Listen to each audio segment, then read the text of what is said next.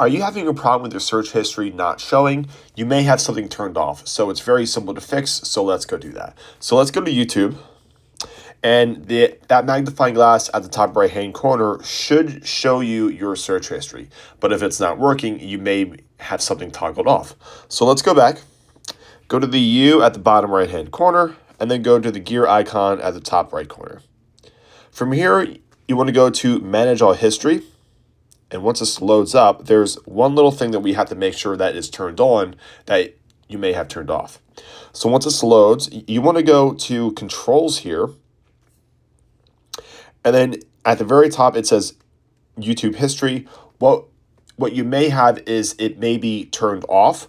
So your YouTube will not be saving your history. So if I were to turn this off from that point forward, it would pause my actual YouTube history. So you would make sure that this is toggled on, and then also right below it, you'll find include your searches on YouTube, and make sure that is toggled on. That way, when you do go on that magnifying glass, your search history will be there, and it'll be easier for you to find what you've previously looked at. And that's it. It's super simple.